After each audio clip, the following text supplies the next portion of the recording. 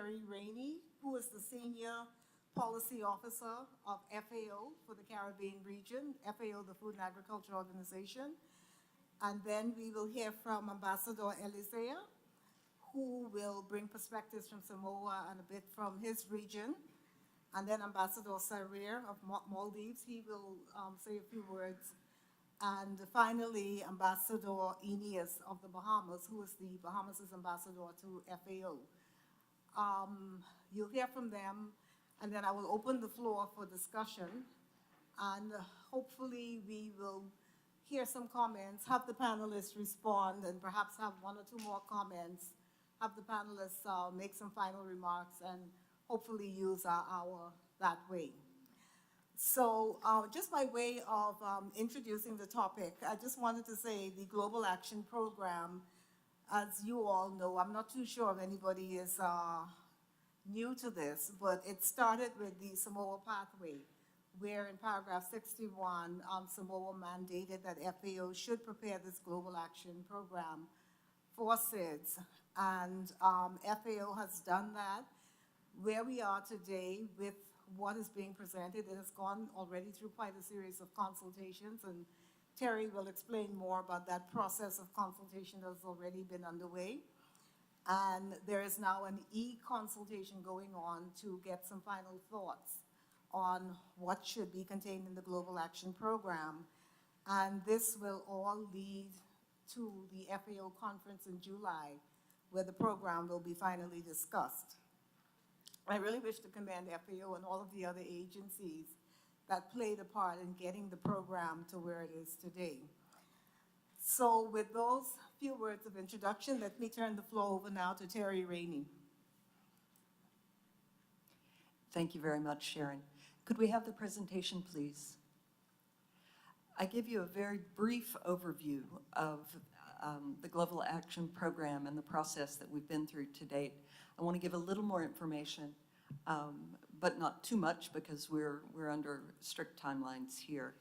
So as Sharon mentioned, the Global Action Program on food security and nutrition in SIDS really came about because you all are very familiar with the many vulnerabilities that small island developing states suffer.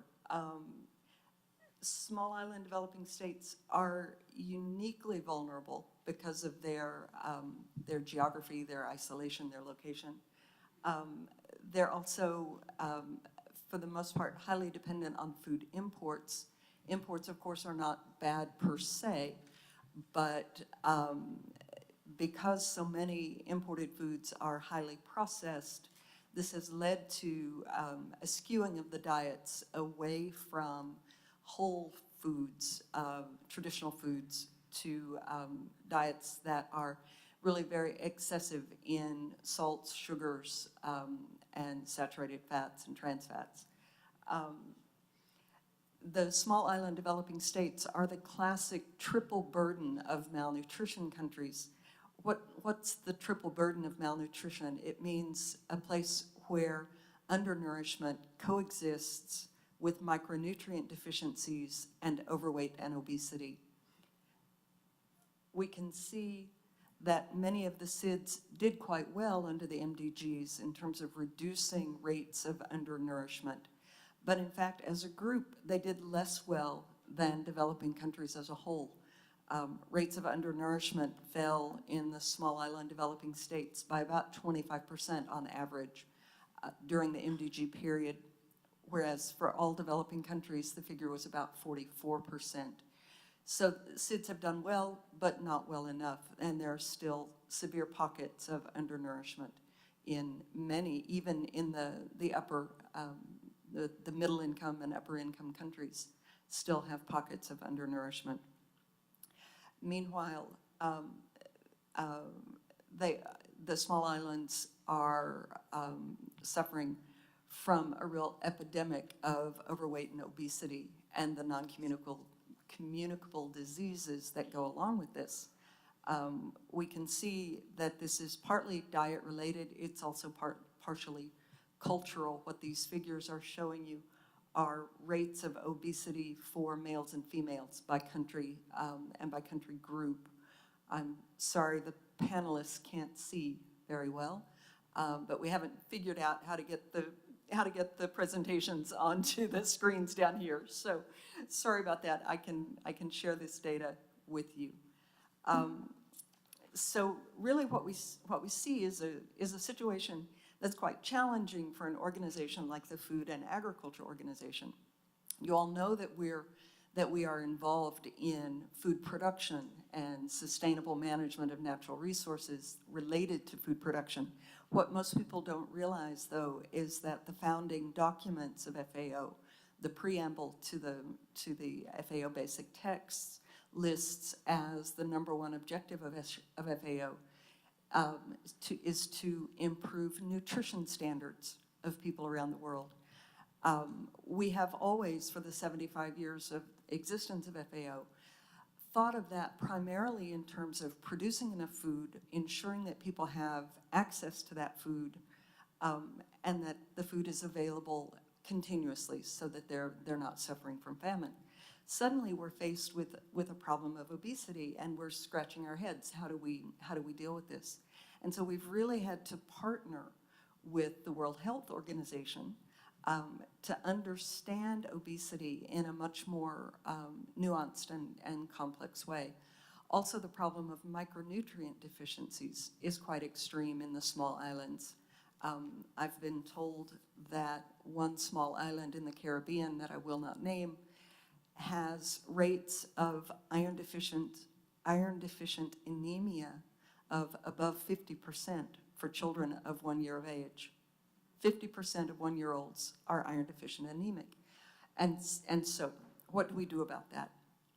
The small island developing states in the SAMOA pathway asked FAO to develop this global action program.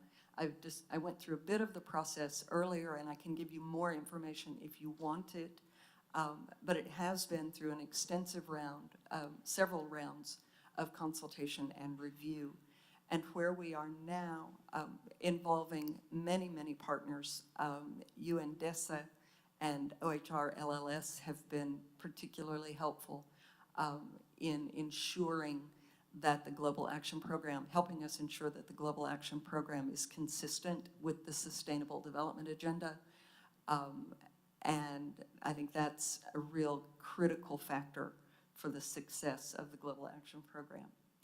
The second draft of the action program, which I'll present in a little bit of detail, as Ms. Haycock mentioned, is currently open for comment, and you can see the link on the PowerPoint slide. And I urge you, please, to go read the document, give us your comments.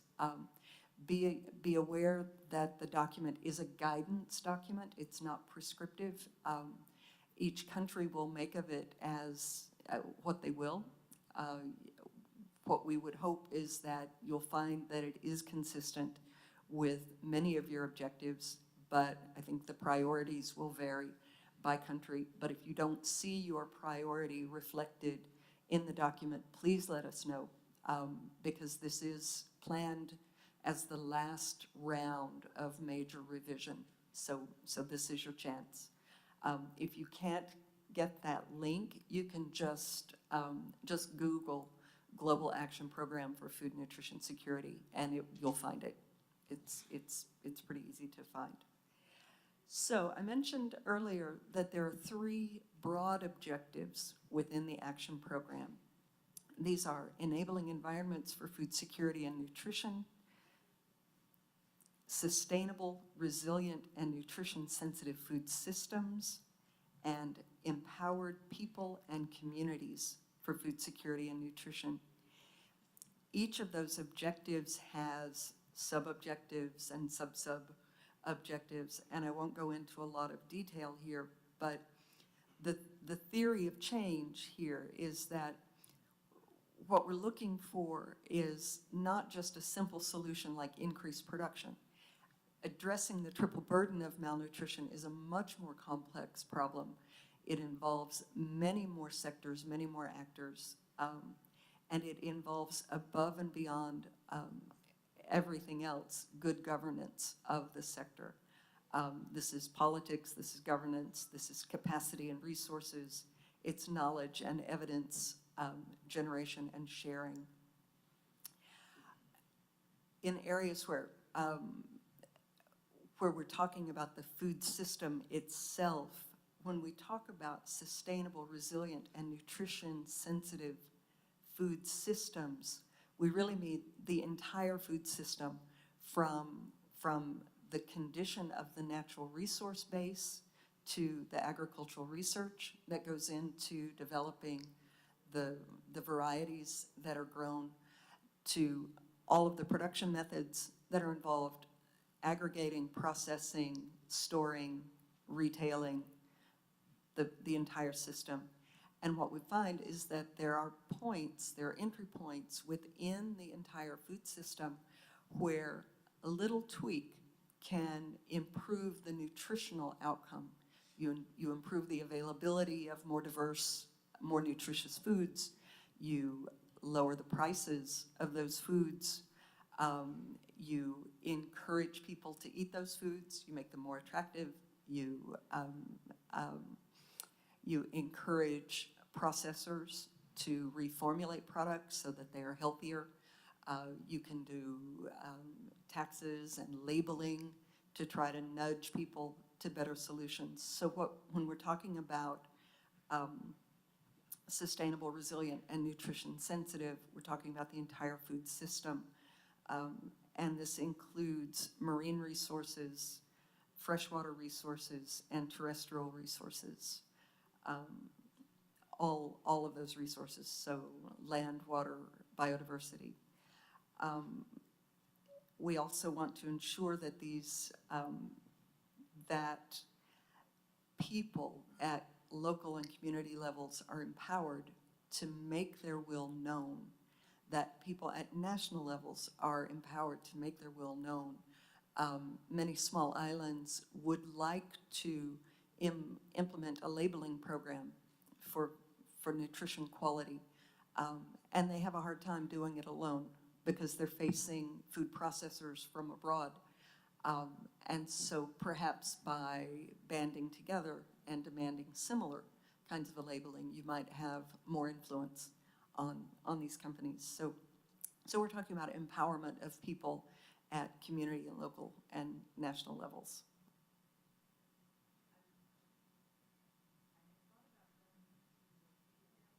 I had thought about going into more detail on these objectives. Do you want me to or not?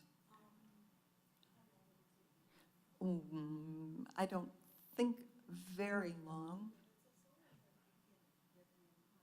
Yeah.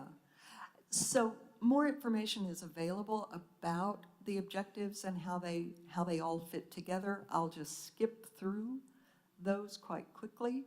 And to say only that implementing the Global Action Program will be a major challenge. I mentioned that it's intended as a guidance document.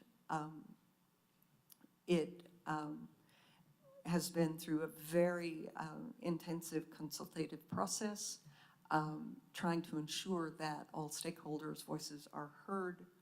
FAO is facilitating the development of the GAP, but we certainly will not be implementing the full program. There are many elements in the Global Action Program that are the primary responsibility of other agencies. Countries also have a key role to play. And so what we're hoping is that we'll see detailed roadmaps coming at the global, regional, national, and agency level in order to implement the Global Action Program. FAO, for example, is developing an interregional initiative on small island developing states to help us coordinate our own work in the small islands so that we're operating more coherently. Quickly on monitoring and reporting, the Global Action Program is designed to be entirely consistent with the SDGs. There is no additional reporting requirement associated with the Global Action Program. If you report on the SDGs, you will have reported on the Global Action Program. The Global Action Program directly contributes to SDG 2, of course, but also to several other SDGs on poverty, on resource management, environment, social empowerment, and a number of other areas. I have a reference here in this slide to Appendix 2, and that's a part of the document that you'll find if you go into the e-consultation, and it really maps out how the Global Action Program links to the SDGs. And so I think you'll see if you have the chance to look at it that we've been striving for coherence. Once again, here is the address for the e-consultation. I urge you, please, to take a look at that. And again, the program will be launched at the FAO conference in July, as well as at the high-level panel, also in July. My Director General charged me to urge all small island developing states to attend the FAO conference if you possibly can. My duty is done. Thank you, Terry. Before giving the floor to the next speaker, I just wanted to say, I see people sitting in the back who might want to be a part of the discussion. Please come forward if you want to say anything to one of the seats where there's a microphone, because the discussion is open for anybody who wishes to participate.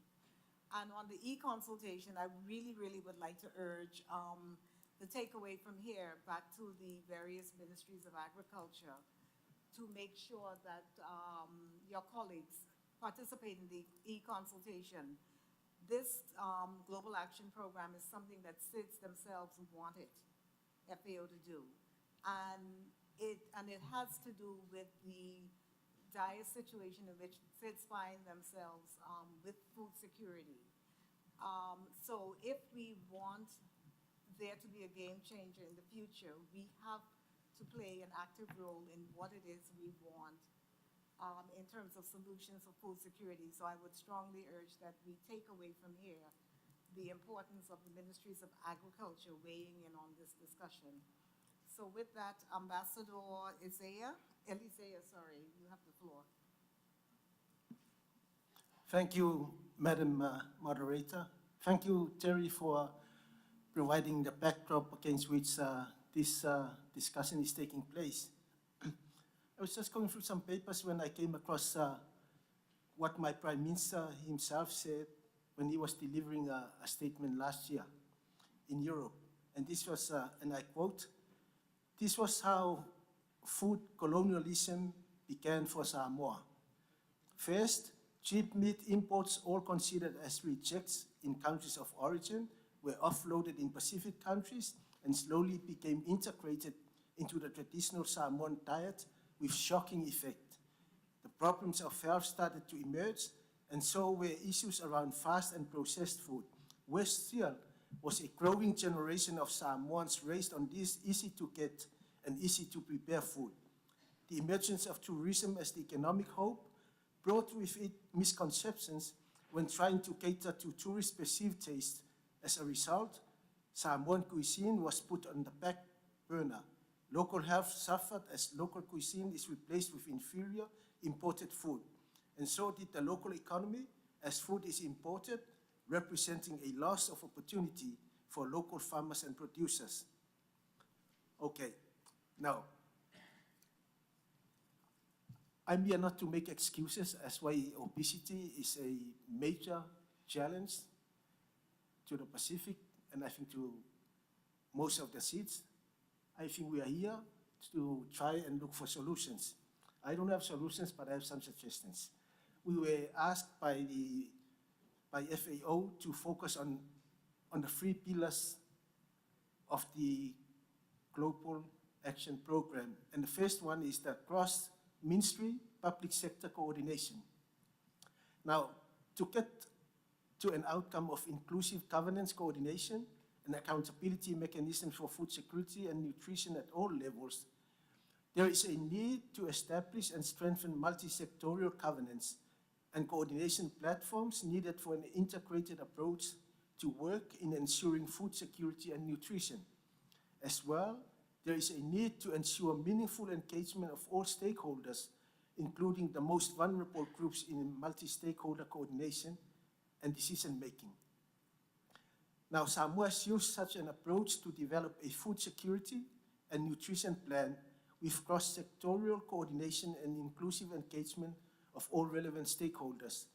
A Food and Nutrition Council has multi-sectorial representation from agriculture, trade, private sector, education, health, civil society, finance, tourism, and statistics, so that the approach to implementation of the plans and strategies take into consideration everyone's interest and also determine where the gaps lie according to the evidence and data collated across sectors.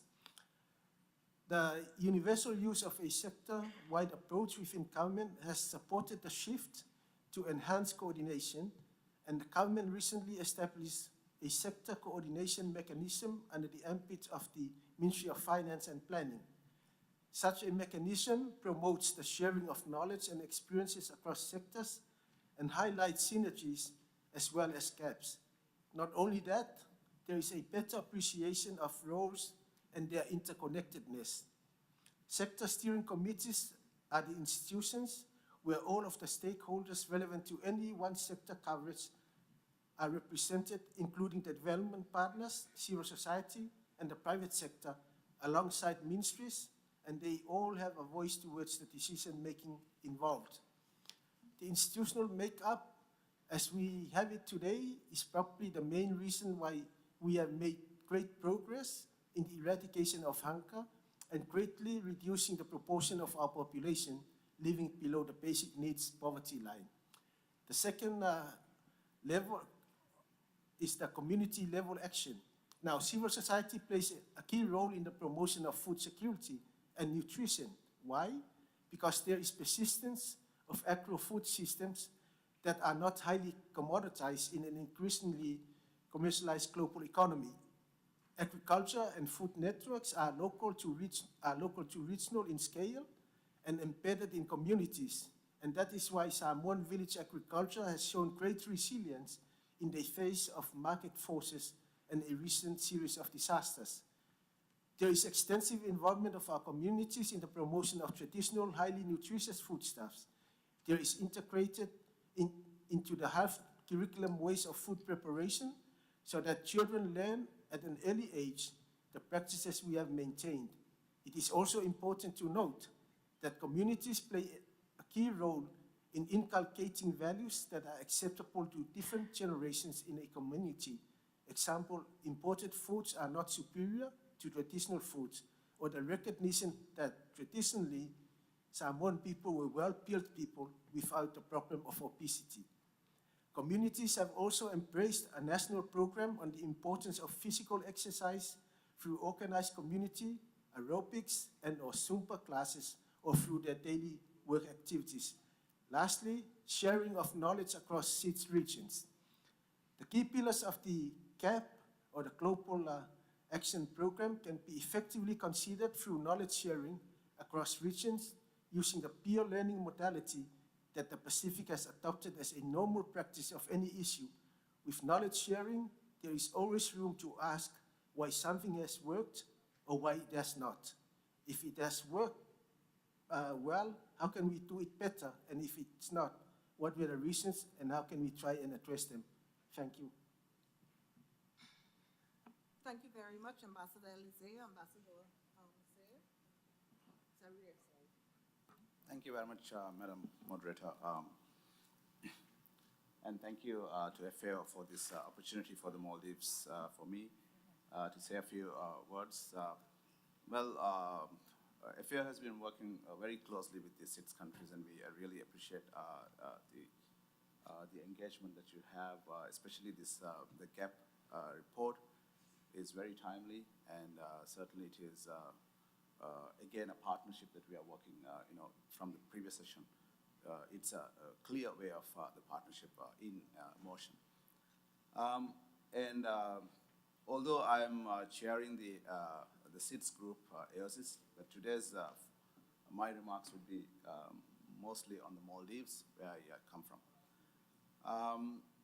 For the Maldives, we have one of the biggest challenges of the, which is reflected in the report, although Maldives is much better in terms of the food security situation is when it comes to the other SIDS.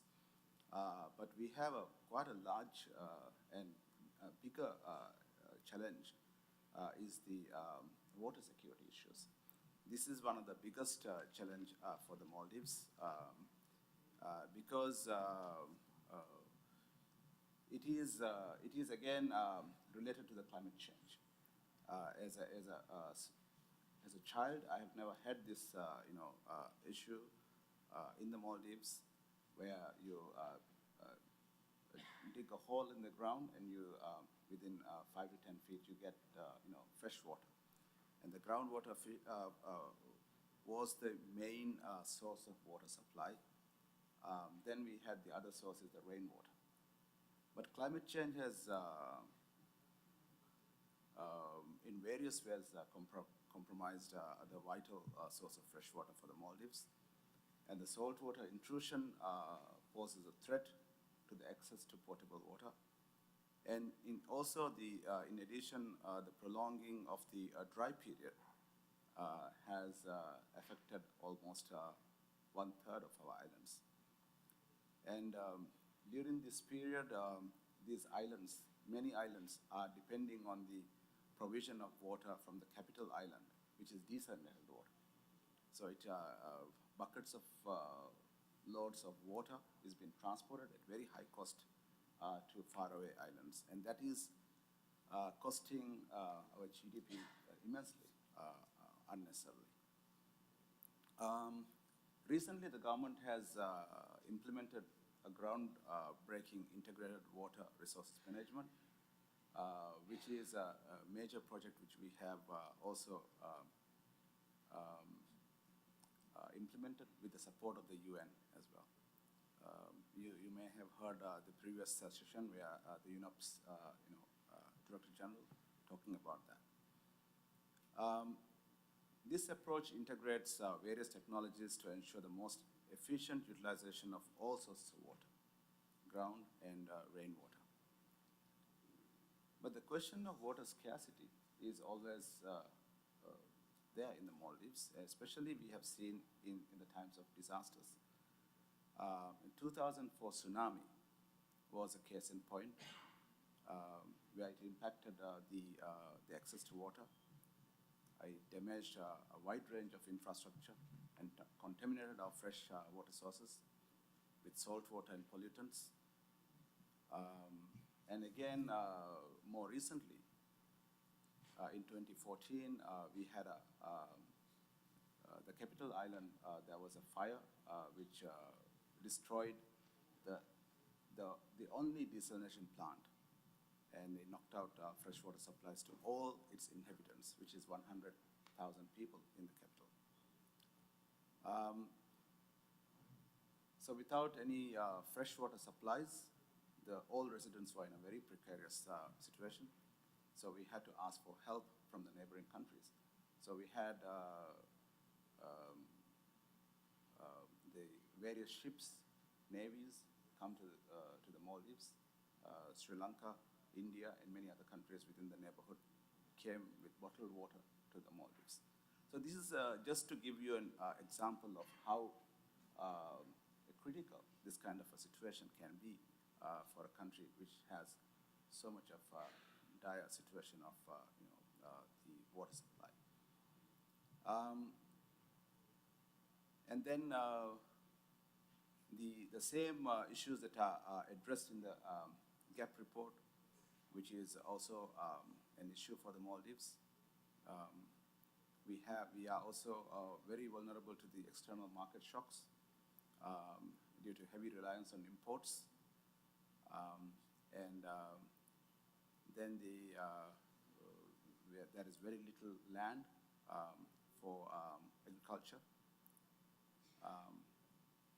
And this has also made quite a different aspect, unique to the country, which may not have been in many other SIDS countries, because the food security in nutrition is very much related in the Maldives. This is actually in two aspects. One is that it is related to the geography of the Maldives. And second is about the habitual aspects of the country, the people. Just like any other small island developing state, Maldives is a large ocean state. Our geography, the geographical area is 99% is ocean and only 1% is land. So in terms of food security, we are talking about that we have plenty of fish, which is certainly a good thing. But then and then when you talk about many of the aspects of the GAP report talking about the sustainable use of management and use of oceans, that for certainly Maldives has been an example where we have sustainable methods of fishing, and therefore the fish court is sustainable.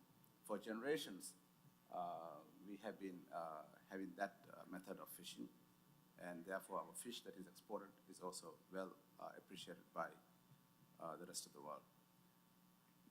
Continuing on the challenge I was talking about, while we have abundance of fish and marine resources, the agriculture crop is very few, and the availability for agricultural crops is not many. And then even the little that we can produce is not sufficient for a population of 350,000 people, plus a moving population of 1.2 million tourists a year. So therefore, the cost of vegetables becomes very high, and most of them are imported. And second is the habitual issue that I mentioned about, because fish is available in plenty, for generations, Maldivians have been used to eating fish. So you have fish on the breakfast table, you have fish for lunch, you have fish for dinner. So it was only with fish and rice people eat. And even now, with a lot of imports of vegetables, many people do not prefer to have vegetables. Then the other thing is, even if you have vegetables available, they are very expensive, and therefore not everyone can afford that. The other thing is about dairy products. They are also very expensive. Milk products, cheese, processed cheese products, these are all imported. But you have all the rich products are available in the Maldives. It's all imported. So therefore, this leads to the daily dietary composition is just very, very limited. That leads to contribution to malnutrition in children and high anemia among reproductive aged women. Although the figures that you have seen are very low, but that is also quite a challenge for the Maldives. The other issue I want to highlight is the Maldivian society is increasingly becoming very trendy in globalization and consumerism. Lots of junk food is being imported, and lots of energy drinks are also imported. And this is getting a lot of children hooked into these marketing tricks. The Education Ministry has done something very, very good just last month. They have banned energy drinks from schools because children are really going into this kind of drinks too much.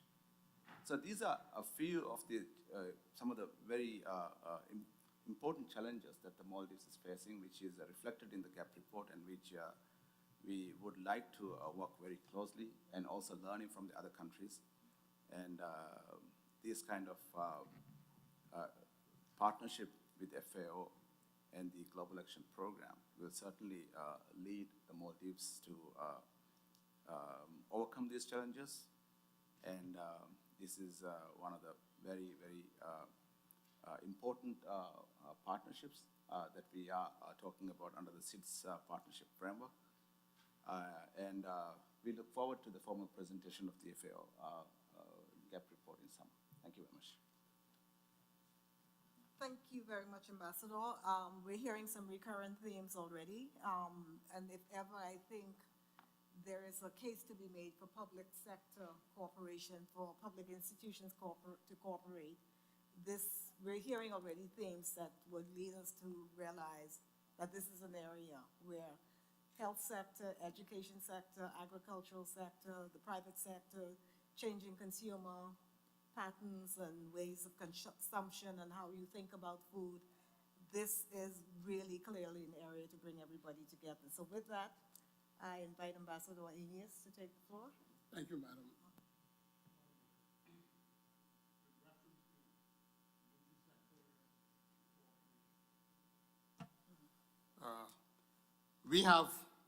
We intend to channel the Global Action Program through our Committee for FAO Matters. It is a committee which I chair. It is a committee which is comprised of the Ministry of Health, Ministry of Education, the Ministry of Social Services, Department of Agriculture, Department of Marine Resources, and Bahamas National Trust. And precisely for the reasons that you mentioned, we feel that a multi-sectorial approach to our issues is the best approach. Now, in the implementation of the 2030 Agenda on Sustainable Development Goals in the agricultural sector, we are spearheading this through the Bahamas Agriculture and Marine Science Institute. The institute was started in 2013 and comprises 3 components: research, training, and outreach. And to date, the institute has a presence in every major island of our archipelago. We are concentrating principally on 7 of the 17 goals. Ending poverty.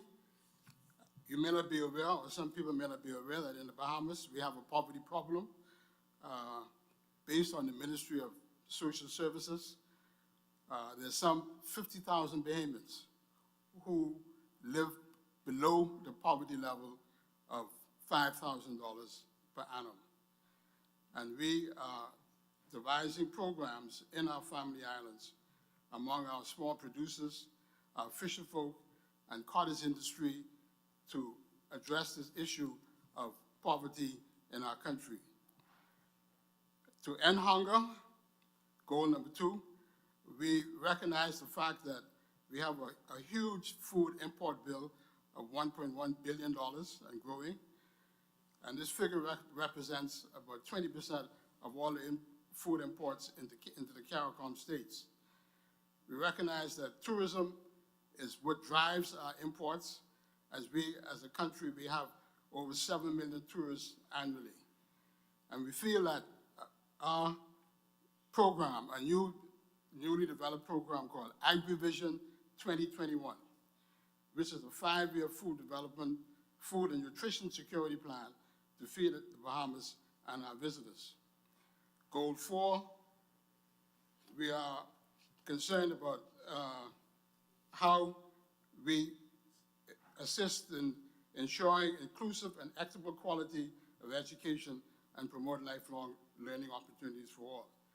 We are doing that. The Bahamas has a number of educational facilities. We just started the University of the Bahamas, and there are a number of other entities like the Bahamas Agriculture and Marine Science Institute, where we have brought a new focus to the agricultural sector in terms of teaching our people to farm.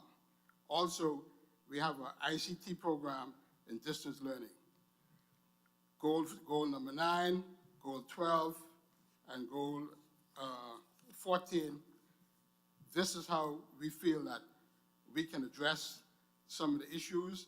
With reference to goal 14, We have just signed on to the FAO Port State Agreement, which will provide some protection to our fisheries resources, where we are experiencing considerable amount of poaching, and this has caused a serious problem in terms of protecting our resource. In our overall program, we have identified, or we are involved with a number of partners, one of which is the Caribbean Agricultural Research and Development Institute. CARDI has been a tremendous assistance to us. There's also the Inter-American Institution for Cooperation in Agriculture, of course, FAO, and the European Development Fund. As our Prime Minister stated yesterday, we feel that we are being victimized to some extent by the fact that our per capita income is such that it eliminates us from achieving or having access to certain credit facilities. And for example, in the European Development Fund, the Bahamas is ineligible for certain projects. And we feel that this issue needs to be addressed, as the Prime Minister indicated yesterday. With reference to the region, the Caribbean bloc is the largest segment in the SIDS group. There are 16 Caribbean states, of which 71% of the whole SIDS population is in the Caribbean. At the country level, Cuba and the Dominican Republic have populations where obesity is less than 5%. The Bahamas and Barbados are borderline. However, our neighbor Haiti has an obesity problem of 53% of the population are obese. In terms of our healthcare, one of the biggest challenges we're facing is non-communicable diseases. And we see this reflected in the cost of healthcare in our country, which is one of the highest in the region. We feel that the healthcare issue is directly related to the change in our diet. And as a result of that, the non-communicable diseases have escalated to a point where it is a serious problem in the region generally. The Bahamas, as was stated yesterday by the Prime Minister, we have experienced severe problems in terms of climate change and the natural disasters. Between 2015 and 2016, the cost of natural disasters to our country was $800 million. Delegates, the Bahamas, as you see, and the region as a whole, we are anxious to receive assistance from through the GAP and through the SIDS Accelerated Program. Thank you very much. Okay, thank you very much, panelists. Now, I'm going to open the floor for a few comments. I see one already, and we have about 25 minutes left. So I'll have a few comments and then have the panelists respond, and then go back again for another round if we have time. So please identify yourself when you take the floor so that we would know where you are. Right here in the front, please. Thank you, Sharon. I'm Nikhil Seth, the Executive Director of UNITAR. I've traveled extensively, particularly in the APIA context, to many of the SIDS countries. Maldives also I know well. I've often wondered why seaweed, for example, is not part of the diet. Now, Japan, for example, in their cuisine, seaweed is a very important part of their diet. And those who know the history of Japan, during the Edo period, before they had the Meiji transformation, beef was not popular. Beef was not part of their diet. It was only eaten by the lower, the poorer people. But in the Meiji Restoration, they did manage a cultural revolution in diet, and they started consuming beef, which led to dramatic changes in nutritional levels in Japan in 1868 or thereabout. So I was wondering, why is seaweed not so much part of a diet? Is it important? And if it were, what are the kind of changes that will need to be made to get seaweed as part of this diet, like in Japan? Okay, thank you very much. Before we go back to the panelists, any other questions, please? Right here in the front. Thank you, Chair. I'd like to thank the presenters. And the issue of NCDs in Barbados and food import bills and so forth, this issue of food is one that impacts heavily on our national budgets and also in terms of productivity. And so when we look at food in general and how it has permeated throughout the SAMOA pathway, I frame it as a part of our common heritage as SIDS. I think that we need to put this issue frontally on the entire development spectrum as we implement the SAMOA pathway and the SDGs. In the SAMOA pathway, it touches issues of inclusive and equitable growth, sustainable tourism, the climate change issue, and also specifically at Paris 69, it also was framed in the context of the 10-year framework of programs of sustainable consumption and production. It was also echoed again in the context of paragraph 75, which called for a whole of government approach to deal with this issue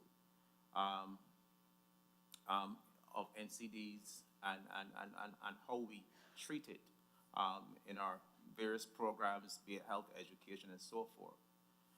So I'm pleased to hear what Dr. Ines is saying in terms of how they're going about it. But also, too, in the context of the gap, I think there's scope to make sure that all elements in the SAMOA pathway are built into the gap. And one issue that I was having a chat with our FAO colleague, the issue of food tourism. And again, as it relates to this value chain opportunity, rural tourism opportunity, I think there's a lot of scope to make sure that as we treat food issues, that we also frame more sustainable economic and inclusive development opportunities.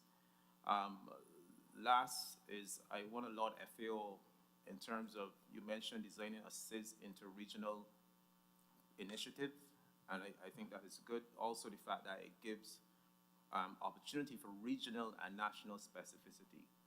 So I think that is something to note. Ambassador Sorrier's point about fish and rice, I think, Ambassador,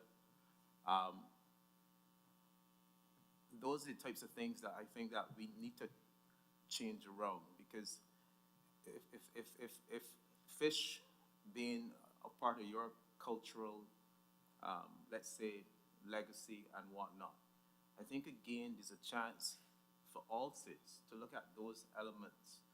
And I'm calling for specific attention to be paid to a special food tourism initiative. It is in the SAMOA pathway at Paris 30F, where we can celebrate our heritage, we can celebrate those things that are dear to us, the traditions, and again, take food more central to our overall economic development programs. Thank you. Okay, thank you. I see one speaker down here. Are you also requesting the floor? Yeah, okay, so here first and then over here. Thank you. Thank you very much. Troy Torrington, Guyana. I want to commend the panel for their presentations this afternoon. I think the panel has really reaffirmed the importance of the issues of agriculture, food security for SIDS in reaching the SDGs. It is a kind of interesting moment for me because I remember as if it were yesterday, actually bringing the issues of food security and related health and other challenges into the negotiations on the SAMOA pathway. And at that time, we had a great pushback because these issues were not considered bona fide SIDS issues SIDS issues. But we persevered, and today I think we have made good progress. For Guyana, of course, issues relating to agriculture and food security, our challenges are slightly different. Being, of course, a net or surplus food producer in the region. Our challenges relate more to how can we remove the binding constraints in terms of making agricultural products and food more available for other countries in our region. And therefore, I'd want to commend really the work that has been done to date, particularly by FAO, and really just say that this is one of the very solid achievements already coming out of SAMOA, which we can build. And as Guyana, we look forward to doing so in the future with a view to, of course, securing even greater progress in terms of achieving the SDGs. Thank you very much. Okay, thank you. We have one other speaker over here, and then we'll go back to the panelists. Please. Thank you. Is this on? Okay, thank you. My comments are, and I guess question is really centered around attitudes of people towards food, and especially my question is about people's attitudes towards food, and the gentleman, I think from Samoa or from Solomon Islands, the ambassador on the end, spoke about how food was dumped on them originally. And I think the same case could be made for places like the Bahamas, that originally, food was put on us from the United States. But now that the food is there, and we are used to eating American foods, is it reasonable to expect that people's taste would just change automatically? And so, if we couple that with the pervasiveness of the images of McDonald's and Wendy's in media, we have cable TV in the Bahamas, for instance, and probably of the 50 channels that are basic, 45 of them are American channels. And when they go to commercial, this is what you see. So, I'm just wondering if there isn't an issue of agency on the part of the consumer, people choosing to eat these foods, even though they may have long-term and even medium-term negative effects on their health. And then, one more thing to throw into the mix is the cost of it. I go into the food store and I buy a meal for one, and I spend what I think is an inordinate amount of money to prepare a meal for one. And people tell me, it's cheaper to eat out. Why do cook? Just go to Wendy's and get a salad and get a whatever. And so it's also the issue of the cost of the food and the time it takes to prepare it added to the mix. And so that was sort of absent, I thought, from the presentations, and I was wondering if you could sort of mention a bit about those couple of points I made there. Okay, thank you very much. There's a lot that we need to respond to in the short time that's remaining. I was going to go this way, Ambassador Enis. I was going to start here and then work our way to Terry. Please, Ambassador.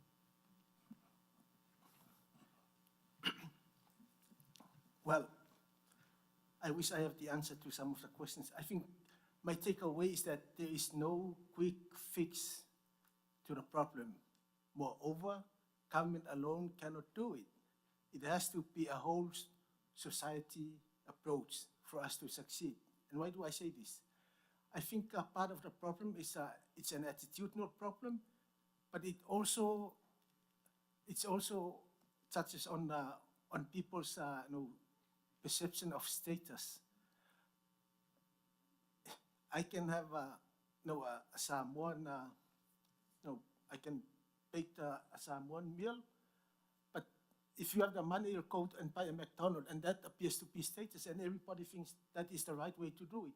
So there is an element of status associated with it, that people are continuing eating traditional food. They can't afford to go to the restaurants. they can't afford to go and buy takeaways. So there is so I think both it's an attitudinal problem, it's a lifestyle problem, but at the end of the day, in terms of the question, why can't we ban it?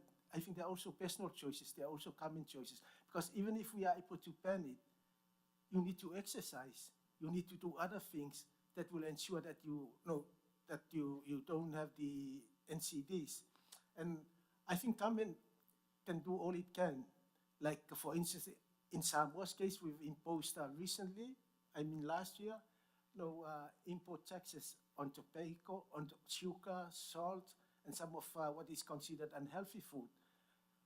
Government can set aside 1 day of the week where everybody is supposed to, to do exercise. Government can also work with partners to try and ensure that in terms of trade, you don't involve also unhealthy food in the trade. But at the end of the day, there are personal decisions in terms of whether it's a couple and their children, and even those children who are able to make their decisions, whether it's easier for them to go and train and exercise, or whether they can just go and buy and continue to buy. So I think it's like a vicious circle. But I also understand, I also accept that government has to take the lead. Because I think in our own case, we found out that our health bill in terms of sending people to have dialysis treatment in New Zealand was just beyond our means. So much so that we have to actually purchase dialysis machines and brought them to be, and have them based in Samoa. But that continues, the costs continue ballooning. So I think this is the reality, and I think one of the good things about this project, I think, as I said earlier in one intervention, we have to be honest with ourselves. And we have to make some very serious decisions, because for instance, even in New York, a lot of my colleagues, also those even younger than me, people are just falling, dropping dead everywhere. And that is the truth. And why? A lot of it is lifestyle related. So for me, I think the best thing that the CAP can bring is to at least focus ourselves so that we don't just grandstand and say all the right things, but don't even do it ourselves. Because I think we have to walk the talk and lead by example. And that what I mean is that our leaders, cabinet, the politicians, it's not enough for them to tell everybody, and then because sometimes even I'm looking around and I see people from Samoa, even in our own Ministry of Health. Some of them they are the worst ambassadors for what they're trying to do. In terms of cut down your weight, eat properly, and then the people get to see them all the time. So I think I think if there is anything I want to leave Bahamas with, we need to be honest and stop blaming others for our problems. It's our own problem, and only us and only ourselves can also fix that problem by being able to say, okay, this is what we need to do. If you want to live an extra how many years, and if you want to save on some of the expenses that can be used for education and other equally important priorities, we need to do something. It is not beyond repair, but we need to take those hard steps, because I think it's unfortunate, but even for some of us from the Pacific, I think that's like our trademark. We are known around now. Nobody think of us in terms of how good we are as rugby players or as weightlifters, but people know it's in the context of non-communicable diseases and obesity. It's sad, but it's the truth. So that's the challenge, and let's make it happen. Thank you. Thank you very much, Ambassador Saria, please. Thank you very much. The discussion about globalization sometimes is it's a bad thing. It's not always the case. From what Maldives has experienced, there are some ill effects of globalization every country goes through. Maldivians for generations were eating tuna only. for generations, and Maldivians were thinking that the reef fish is poisonous. You know? It was the advent of tourism in 1972 which opened up people to believe, because the tourists started, eating reef fish, Maldivians started eating reef fish. So today, all the all types of fish are eaten. Still, of course, Maldivians still would prefer to have their main meal as the tuna, because tuna is the main catch, and tuna is also the one that we export in big numbers. So it has brought a completely new dimension to the Maldivian, food habits. But then again, the question that I raised earlier, which the colleague from Barbados also raised, the rice and fish, that has been the most delicious fish meal that the Maldivians have been used to. Later on, it was added with other spices imported from India and other surrounding neighborhood. And so now we have all different types of varieties. The question about seaweed is not something that is in the Maldives. We don't have a habit, nor has being included in the dietary composition, and also it's not available that much in the Maldives. The question altogether about the issue of consumption and production patterns, which one other has raised. I think we are all going through an evolution of the attitudes within our own seats. Every country has its own attitudes of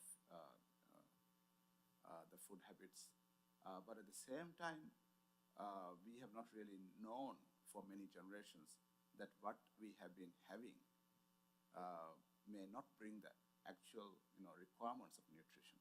And that's a clear case in the Maldivian context, because for generations people were very happy with only just eating fish and rice, and with very few vegetables that was grown in the Maldives, like pumpkins, papayas, and this, and the few amounts of vegetables. They were part of the dietary composition, but then now we know that it has to be supplemented by dairy products, and Maldives doesn't have cattle, and there's all has to be imported. So it has to be looking at this. So I think the SDG goal on consumption and production is very relevant to understand, and as well as to convey that message to the people. So it would require quite a lot of learning process, education process in the schools, and now of course there are programs in the Maldives in talking about how the dietary supplements has to be given to the children. That's why you are seeing from the 1990s to today quite a big improvement in the Maldivian context of the malnutrition levels, which is compared to the rest of the world, we have done really remarkably well. So there is a way which we can certainly improve by a lot of work, and of course these kind of initiatives is immensely beneficial. Thank you. Thank you. I'd like to add to the seaweed question for the remaining two panelists. So even if we don't consume it, how could it be seen possibly as a form of livelihood within something that can be produced? Since there is a considerable amount of persons in the world who do consume seaweed, could we not then see it as a source of livelihoods for people? So with that question, I turn to Ambassador Eneas. In the Bahamas, the seaweed is not a commodity that is eaten. Seaweed is a commodity that is used as a fertilizer, because we haven't been able to commercialize it. But getting back to this subject of our diet, right? In the Bahamas Bahamas led the Caribbean in converting its economy from an agricultural-based economy to a service economy. And as a result of that, our food import bills escalated because the country was more oriented towards satisfying the needs of tourists rather than meeting the needs of the indigenous population. As tourism grew, our import bill grew, and we got further and further away from local food production. And as a result of that, most of the Caribbean are net food importers. And this has had a negative effect as we see the rise in non-communicable diseases, obesity, hypertension, cancers, is prevalent throughout the region. And when you look at countries like the Bahamas and Barbados, we have a high cost of healthcare as a result of what we eat. And the international community, particularly the developed countries, has fueled that situation, and governments have adopted this cheap food policy, which was started by John Block, who was Secretary of Agriculture in the US. And the global policy was, it is cheaper for countries like us in the third world to import than to produce our own. And as a result of that, we had this development, proliferation of non-communicable diseases, and as a result, our healthcare costs escalated, and we are now in a situation where we have become food dependent. Our governments in recent times have tried to change that direction in our policy, and hence this move towards greater import substitution.